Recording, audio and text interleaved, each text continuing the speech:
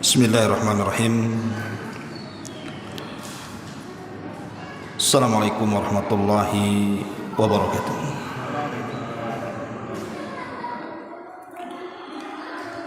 Alhamdulillah wassalatu wassalamu ala Rasulillah wa ala alihi wa sahbihi wa mawalah wa la hawla wa la quwwata illa billahi wa ba'du.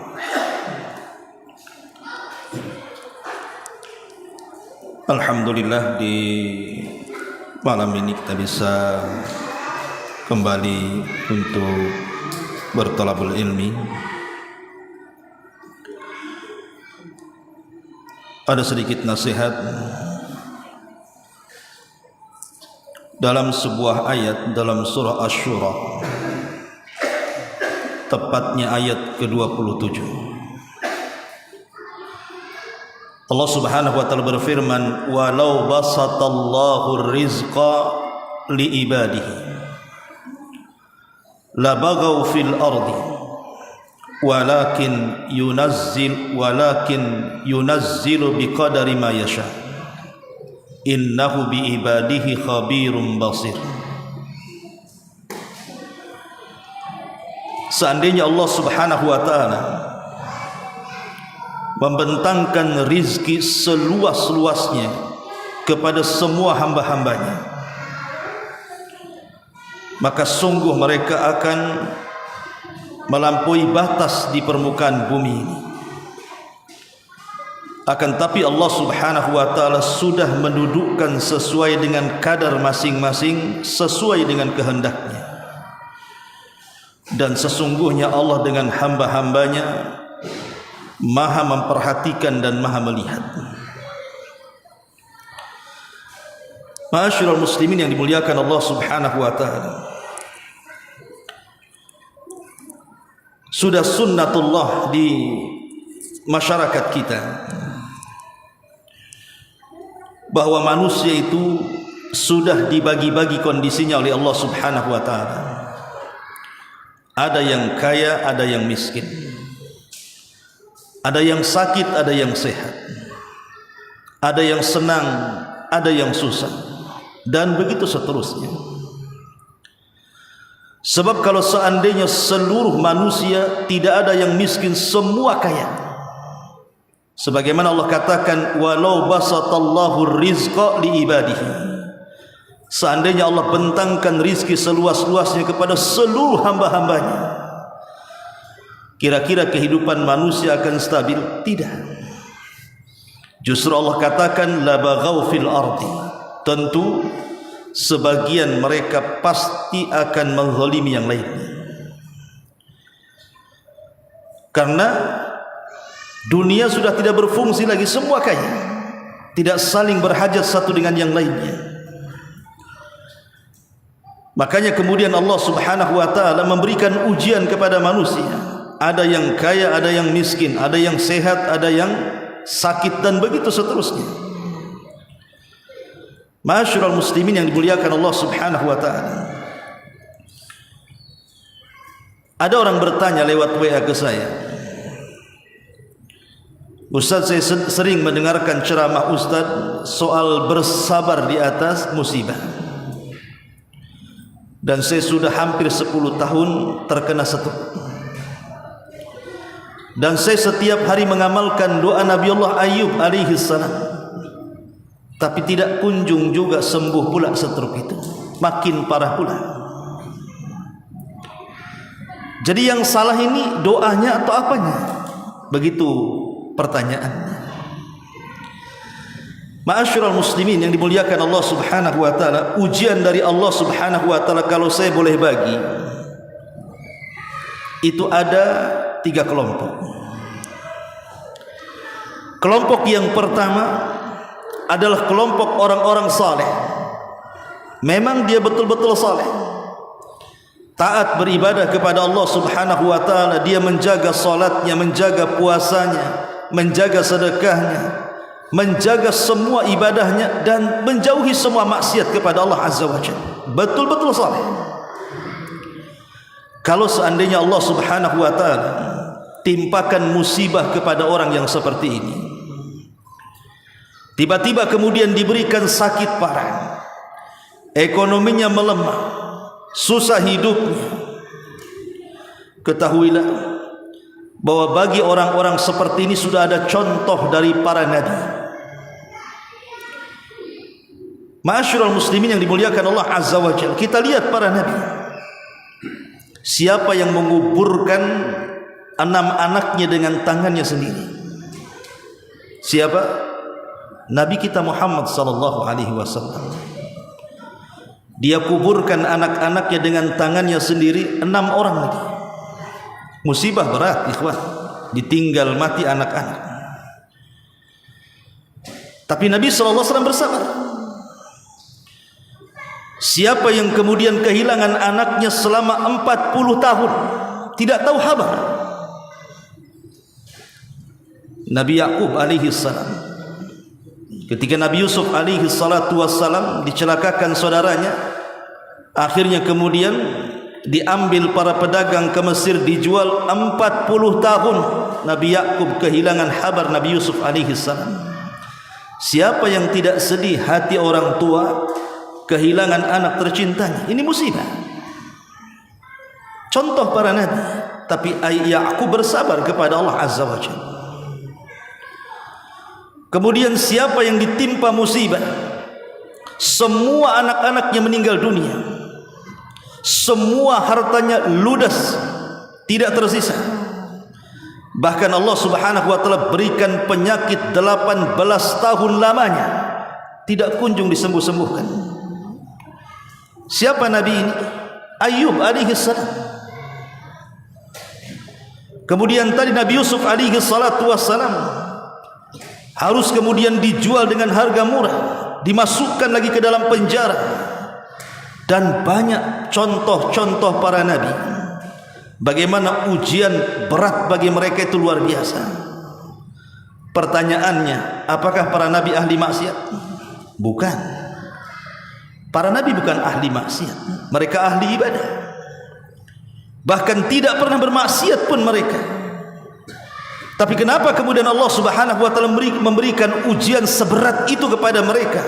Sampai Nabi sallallahu alaihi wasallam mengatakan, asyaddal bala indallahil anbiya.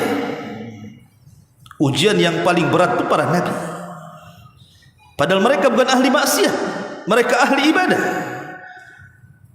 Tidak lain dan bukan jawabannya karena Allah Subhanahu wa taala hendak mengangkat derajat mereka.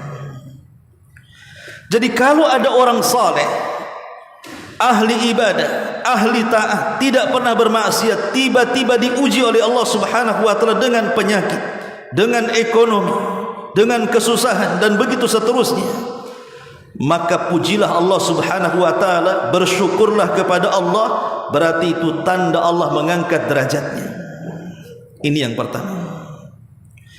Yang kedua, ada kelompok ini, mereka orang-orang saleh, ahli ibadah, salatnya luar biasa, puasanya luar biasa, semua ibadah dia berusaha untuk melakukannya.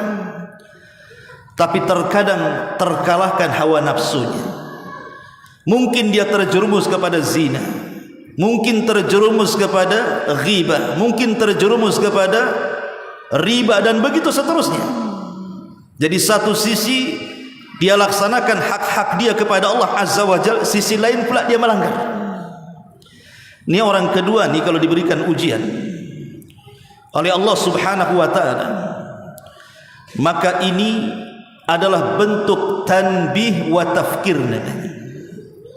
Allah hendak mengingatkan orang ini supaya berfikir.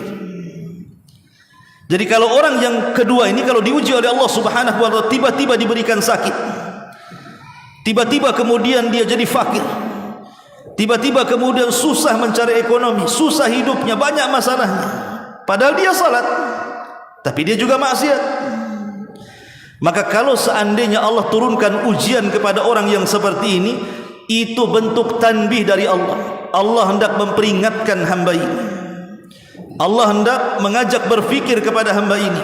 Lihat Allah berfirman dalam surah Rum ayat 41, Zaharal fasadu fil barri wal bahri dhaharal fasadu fil barri wal bahri bima kasabat aydin nas liyudhikahum ba'dalladzi amilu la'allahum yarji'un, kata Allah.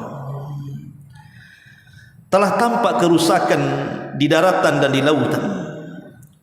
Kenapa? Bima kasabat aydin nas, itu karena ulah manusia. Jadi kalau seandainya orang saleh ini tapi satu sisi juga maksiat kepada Allah Azza wa Jalla, tiba-tiba diberikan sakit, itu ulah dia.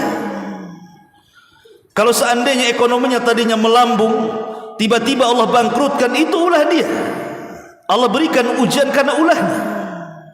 Allah mengajak berfikir supaya dia kembali. Bima kasabat aydin nas liyudhikahum ba'dalladzi amilu, supaya mereka merasakan apa yang mereka perbuat. Apa akhir ayat ini? La'allahum yarji'un, agar mereka kembali. Jadi orang-orang yang kelompok yang kedua ini diajak berfikir oleh Allah Azza wa Jalla, kenapa Allah kasih sakit sama saya? Kenapa Allah kasih bangkrut saya? Kenapa banyak kali masalah? Kok tidak berhenti masalah itu? Padahal saya tidak pernah meninggalkan salat, saya tidak pernah meninggalkan puasa Ramadan, saya juga bersedekah, saya juga salat sunnah, dan begitu seterusnya. Boleh jadi musibah itu karena dosa-dosa yang dilakukannya. Sengaja Allah ingatkan, satu untuk membersihkan dosanya, yang kedua supaya cepat bertobat kepada Allah Azza wa Jalla.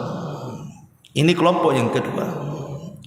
Ada kelompok yang ketiga, mereka ahli maksiat, sama sekali tidak sholat. Ya Ramadan tak puasa, seruan sedekah pun diabaikan dia. Boro-boro mau berbuat baik, hidupnya hanya maksiat dan maksiat saja. Maka kalau seandainya orang yang ketiga ini diberikan musibah oleh Allah Azza wa Jalla, ujian dari Allah Subhanahu wa taala, memang itu azab yang disegerakan di dunia. Itu adab yang disegerakan di dunia. Mau enggak dia bertobat kepada Allah atau tidak? Kalaupun seandainya di atas kemaksiatannya tiba-tiba kemudian hartanya diluaskan, rizkinya dimudahkan, semua segala-galanya Allah Subhanahu wa taala permudah, itu hanya sekedar tipu daya Allah kepada mereka yang disebut dengan istidraj. Dan itu Allah, Nabi SAW sabdakan, idza ra'aitallah yu'til abda minad dunya ala ma'asihi ma yuhibbu fa innama huwa istidraj. Kata Nabi SAW, kalau engkau melihat Allah memberikan dunia seluas-luasnya kepada seorang hamba di atas kemaksiatan yang dia sukai, ketahuilah itu hanya tipu-tipu Allah, hanya istidraj saja. Sanastadrijuhum min haitsu la ya'lamun. Kemudian Nabi SAW mengatakan dan membacakan ayat, falamma nasu ma dzukkiru bih fatahna alaihim abwaba kulli syai'in hatta idza farihu bima utu akhadnahum baghtatan wa hum fa idza hum mublisun. Maka tatkala mereka lupa terhadap apa yang Allah ingatkan kepada mereka, kami bentangkan dunia seluas-luasnya kepada mereka. Sampai ketika mereka senang dengan dunia itu, tiba-tiba Allah azab mereka. Allah berikan ujian kepada mereka. Dia kaya, ahli maksiat, tiba-tiba sakit parah, dibuat stroke bertahun-tahun, tidak bisa bicara, dibuat sakit parah, dibuat tiba-tiba ekonominya jungkir balik, dan begitu seterusnya, banyak masalah. Maka itu azab yang disegerakan namanya. Ma'asyiral muslimin yang dimuliakan Allah Azza wa Jalla, kita tinggal memilih ujian ini kita dari kelompok yang mana, gitu saja. Dari kelompok orang-orang yang pertama, orang-orang saleh, apakah kita sesoleh itu? Atau dari kelompok yang kedua, ataukah justru dari kelompok yang ketiga? Kita ngaca kepada uraian-uraian para ulama ini. Ma'asyiral muslimin yang dimuliakan Allah Subhanahu wa taala, terkadang kalau kita melihat suasana di masyarakat kita ini, ikhwan, ada orang bekerja siang malam tapi hasil pula tak ada. Lelah letih dia bekerja itu, tapi tak ada hasilnya. Kepanasan, ya kehujanan, tenaga sudah habis pun tidak ada hasilnya. Atau ada orang-orang yang mungkin bekerja di perusahaan tertentu dengan gaji yang kecil tidak mencukupi untuk memberi makan keluarganya. Atau mungkin juga ada yang di penjara, rupanya kasusnya hanya maling, itu pun ketika ditanya, kenapa Anda mencuri? Untuk memberi makan keluarganya. Menyesalah dia di penjara dan menyesali hidupnya, kenapa aku hidup seperti ini. Dan banyak persoalan di masyarakat ini, banyak sekali. Ada orang yang terlahir buta selamanya sampai dia mati. Ada orang yang terlahir potong tangannya, tidak punya tangan, cacat dan begitu seterusnya. Pertanyaan pun muncul di sini, aina Allah? Lalu di mana Allah? Kan ada orang yang mengatakan, di mana Allah? Kenapa Allah biarkan aku seperti ini? Kenapa ujian ini banyak kali? Kenapa tidak selesai-selesai? Sampai kapanlah ujian ini? Ma'asyiral muslimin yang dimuliakan Allah Subhanahu wa ta'ala, begitulah hidup manusia di dunia ini. Ada 3 kepastian yang mungkin lepas dari manusia. Satu, manusia itu tidak mungkin istirahat di dunia. Yang kedua, manusia tidak mungkin selamat dari ucapan manusia yang lainnya. Yang ketiga, manusia tidak mungkin selamat dari kematian. Itu sebuah kepastian. Artinya selama kita hidup di dunia, ya memang itulah ujiannya yang Allah Subhanahu wa ta'ala berikan kepada kita. Tetapi sering terbetik kalau kita diberikan musibah oleh Allah itu, terkadang kita mengatakan, di mana Allah? Kenapa Allah tidak tolong saya? Ma'asyiral muslimin yang dimuliakan Allah Azza wa Jalla, Allah berfirman dalam Al-Qur'anul Karim, wa tilkal ayyam nudawiluha bainan nas. Ingat, hari-hari itu diputarkan Allah. Allah tidak mungkin menciptakan manusia itu dalam satu kondisi sakit dari mulai lahir sampai mati. Allah tidak mungkin menciptakan manusia itu sehat dari mulai lahir sampai dia mati. Allah tidak mungkin menciptakan itu sukses terus dari mulai lahir sampai dia mati, atau bangkrut mulai dari lahir sampai mati. Lihat para sahabat. Para sahabat Nabi SAW sebelum mereka hijrah dari Mekah ke Madinah, bagaimana kehidupan mereka coba? Kehidupan mereka di atas kefakiran yang kita tidak bisa bayangkan. Di antara mereka ada yang makan dedaunan dan akar-akar. Di antara mereka ada yang disiksa, bahkan ada yang mati syahid. Lihat keluarga Ammar ibn Yasir, keluarga yang pertama kali mati syahid dalam Islam. Ibundanya Sumayyah ditusuk tombak kemaluannya oleh Abu Jahal sampai mati. Kemudian juga suaminya Yasir juga sama, ditusuk perutnya oleh Abu Jahal kemudian mati. Musibah besar mana lagi coba? Mereka mempertahankan agama sedemikian rupa. Belum lagi yang diusir oleh keluarganya, dirampas hartanya, diintimidasi, diusir dan begitu seterusnya. Tapi itu hanya 13 tahun saja. Setelah mereka hijrah ke Madinah, sebagian mereka ada yang menjadi pengusaha besar. Abdurrahman ibn Auf jadi pengusaha besar, Utsman menjadi orang kaya, Abu Bakar menjadi orang kaya, dan banyak orang kaya yang dulu ketika di Mekah, jangan lagi cerita kekayaan, makan aja susah, mereka menjadi mulia.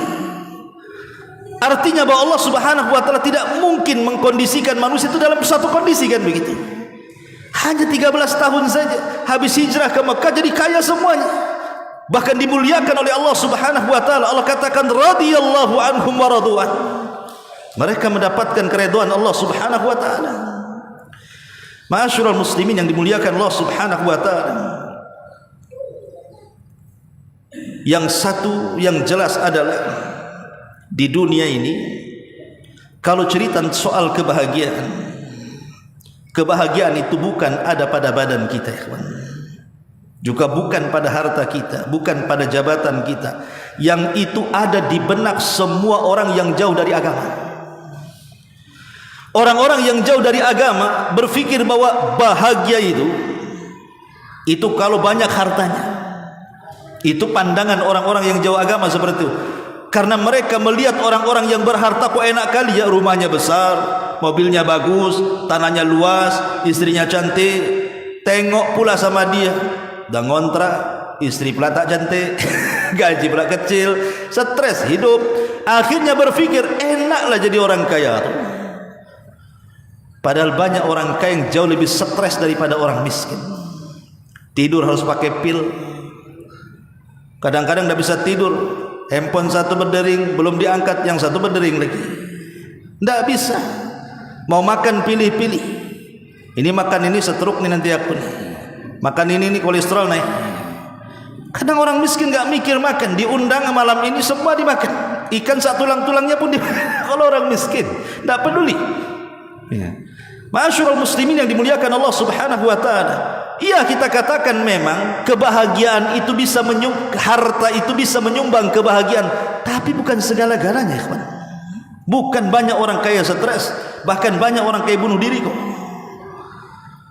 Ataupun pangkat dan jabatan, itu hawa nafsu saja. Ma'asyiral muslimin yang dimuliakan Allah Azza wa Jalla. Lalu kebahagiaan itu di mana supaya ketika dapat musibah dan ujian kita ini kita tenang. Kita tidak merasa resah, tidak menyalahkan Allah. Kenapa asyik aku aja yang diuji, kenapa yang lain tidak? Kebahagiaan itu ada di hati. Karena Nabi SAW mengatakan, kalau akhirat yang dikejar, maka Allah akan letakkan kekayaan di kedua matanya. Maksudnya kaya hati di sini. Kalaupun seandainya Allah Subhanahu wa taala tidak memberikan kebahagiaan di dunia, karena tadi Allah katanya Allah tidak mungkin mengkondisikan manusia dalam satu kondisi. Toh dari kecil sampai sekarang saya susah, Ustaz. Saya usia sudah 40 tahun ya gini-gini saja katanya. Sakit pun ini sudah 20 tahun tak sembuh-sembuh. Ingat, kehidupan itu bukan satu tempat. Kehidupan ini bukan di dunia saja. Ada kehidupan yang jauh lebih kekal dibandingkan dunia. Nabi SAW bersabda dalam sebuah hadis yang dikeluarkan Imam Muslim, hadis Anas bin Malik radhiyallahu anhu. Apa kata Nabi SAW? Yu'ta bi an'ami ahli dunya min ahli nar yaumal qiyamah. Akan didatangkan di hadapan Allah orang yang paling senang ketika hidup di dunia. Mungkin ketika lahir dapat warisan banyak, sudah besar dikembangkan usahanya, akhirnya kaya raya sampai mati tidak pernah miskin. Anggaplah senang hidupnya, tapi Allah takdirkan dia termasuk penduduk neraka. Didatangkan orang kayak gini.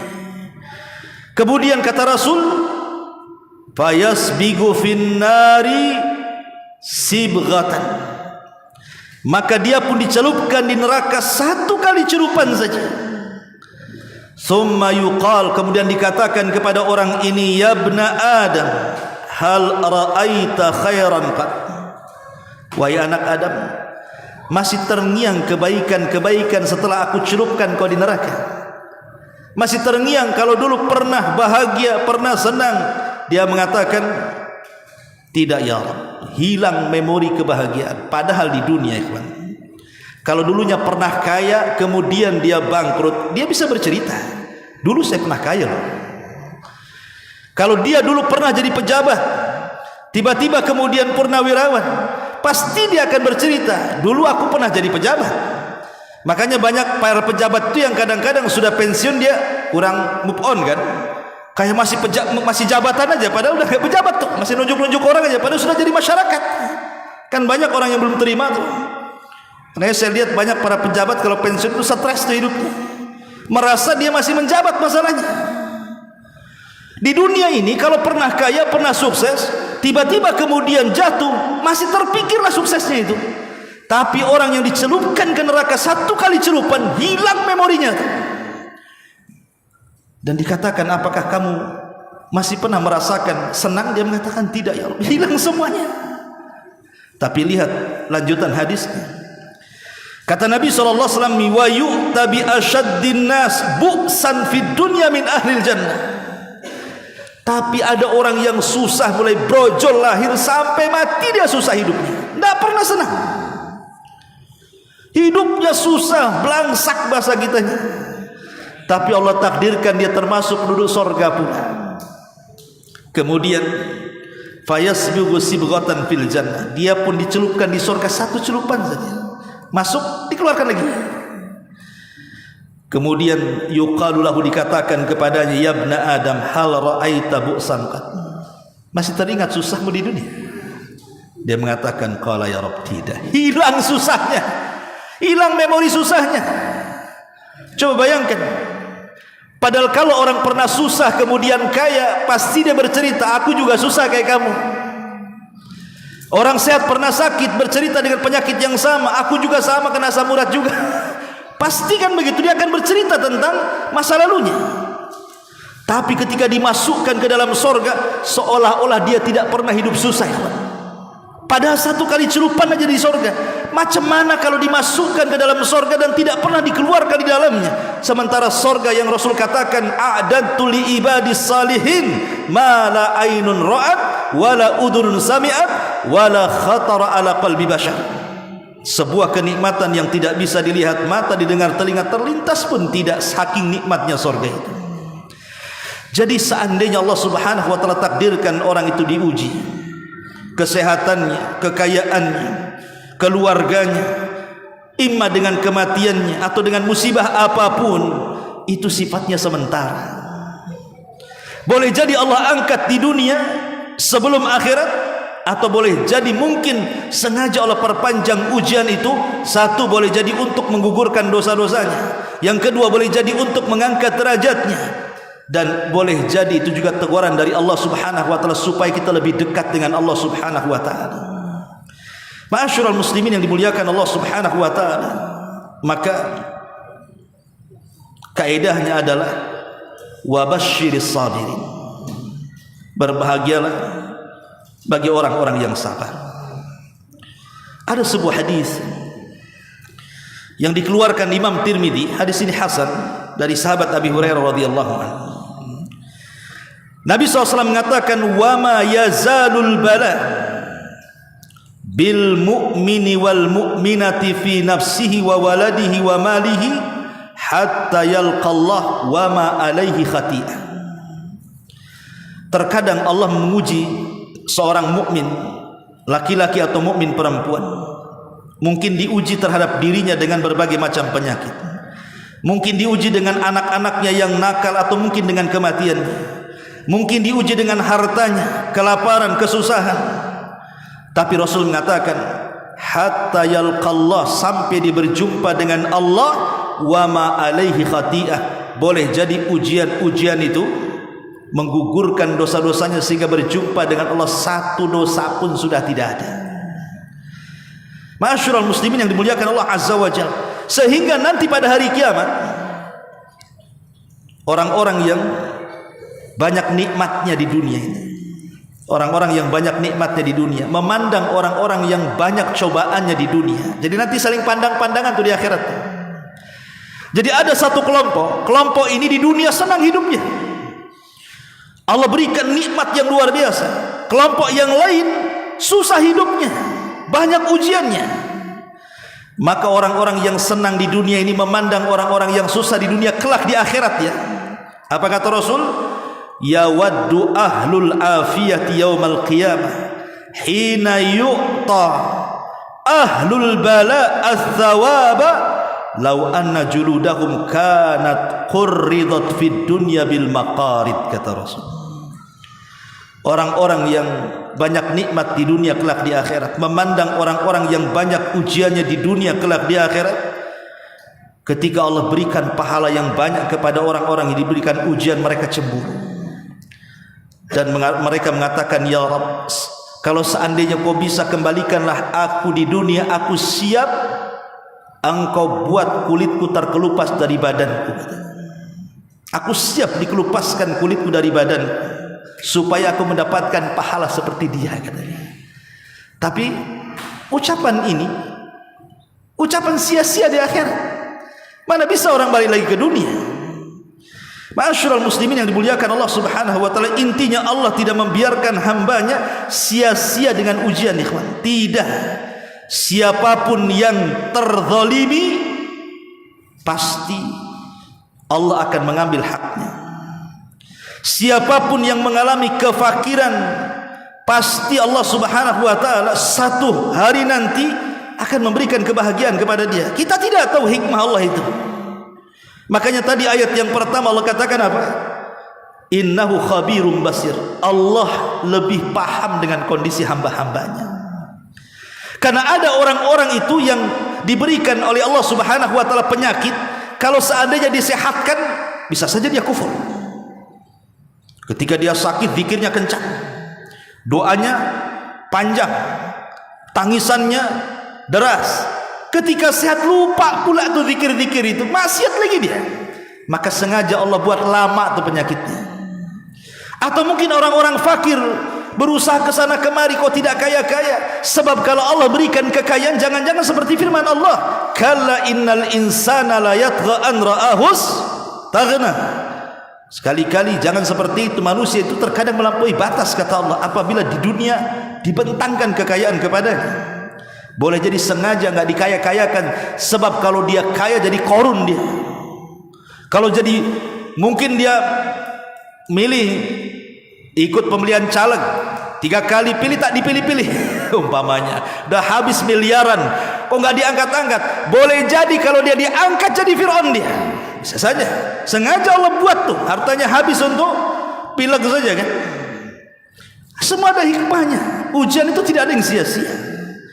Ma'asyiral muslimin yang dimuliakan Allah Azza wa Jalla, karena namanya dunia ini halalnya akan dihisab, haramnya akan diazab, dan sabarnya sebagai pelipat ganda nikmat di hadapan Allah Azza wa Jalla.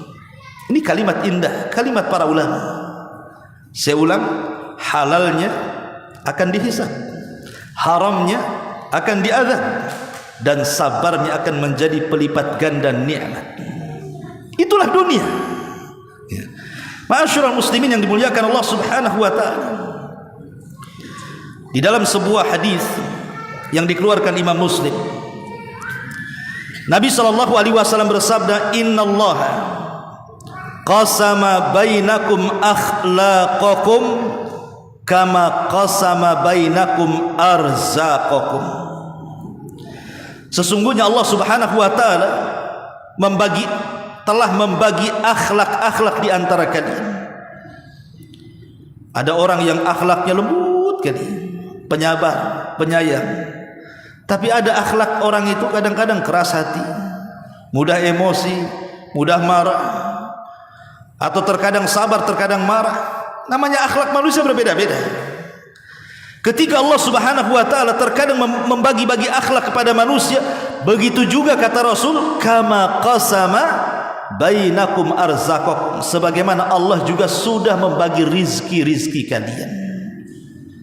Jadi rizki itu sudah dibagi oleh Allah Subhanahu wa taala kan? Makanya kita lihat ada yang kaya, ada yang sedang, ada yang miskin. Ada yang sehat, ada yang sakit, ada yang sakit parah. Ada yang masalah, entah dari mana masalah, kok banyak kali masalah. Memang begitulah Allah Subhanahu wa taala telah membagi rizki masing-masing. Tapi satu hal yang harus diingat, bahwa ketika Allah membagi rizki kepada kita itu, Allah bagi dengan keadilan dan kebijaksanaan Allah Azza wa Jalla. Allah tidak pernah menzalimi hamba-hambanya. Ketika kita diberikan kemiskinan, Allah zalim kepada kita? Tidak, itu baik bagi kita. Ketika Allah Subhanahu wa taala berikan kekayaan, apakah kita katakan Allah sayang dengan dia? Tidak, itu ujian. Karena kaya miskin itu dua-duanya ujian kan? Makanya Allah mengatakan, wa nabluukum bisyarri wal khairi fitnah, dan kami akan uji kalian dengan yang baik dan yang buruk, dua-duanya fitnah. Bahkan terkadang kekayaan lebih besar ujiannya daripada kefakiran.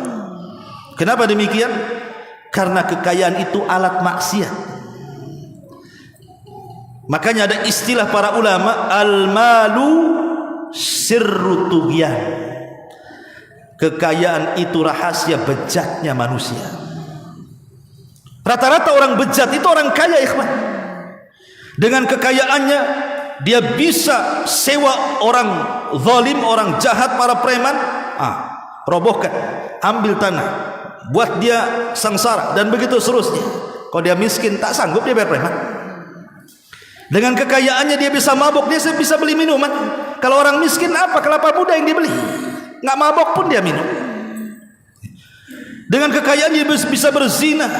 Dengan kekayaannya melampaui batas, ikhwan. Makanya kekayaan itu sirutuhnya. Tapi orang miskin apa? Maling, ketangkap, masuk penjara, stres dalam penjara. Itu setakat itu aja orang miskin. Makanya hisabnya pun orang-orang miskin itu lebih mudah dibandingkan orang kaya. Kata Nabi SAW, orang kaya itu dua soalannya. Min aina iktasabahu wa fima anfaqahu. Dari mana kau dapat? Kemana pula kau belanjakan?